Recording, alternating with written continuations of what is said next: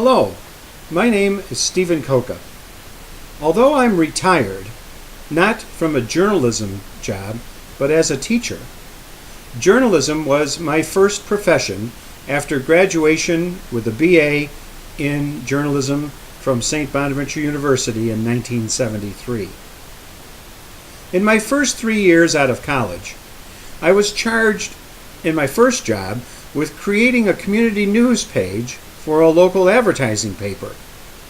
Then I went to work for a year and a half as a reporter, editor, advertising salesman, layout editor, and delivery boy, a man for all seasons, for a weekly newspaper in Orchard Park, New York. For 40 years after that, I worked 2 careers. First, I ran my own business for 2 decades in Gowanda, where I married and raised 2 children. And then in my early 40s, I went back to St. Bonaventure, earned a master's degree in education, and then got a position teaching elementary school in 2 school districts for the second 20 years. Although I was not a practicing journalist during those 40 years, I can say that I continued to practice my original craft as I wrote articles and created copy and advertising for my store, several community organizations that I belonged to, and then later during my teaching career as I promoted activities in my classroom and for my school district. Today, as an old retired guy, I have returned to my first true love and focused on the craft again, writing feature articles for a local Western New York history quarterly magazine. So, why am I a journalist?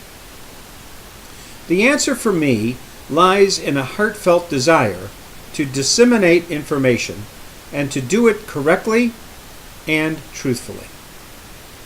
Nurtured by Dr. Jandoli and Professor Evans, practiced on the pages of the Bonaventure and broadcast into dorm rooms of the campus by WOFM, the very same rules were drilled into me by my editor boss at the Suburban Press, Mr. John Coleman.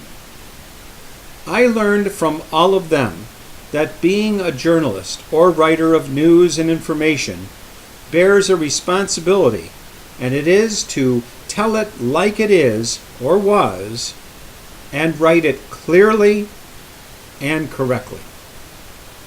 I learned that there is a satisfaction like no other when your words, carefully chosen and crafted into a story, and then grammatically tweaked and rechecked for accuracy by a talented editor, appear in text.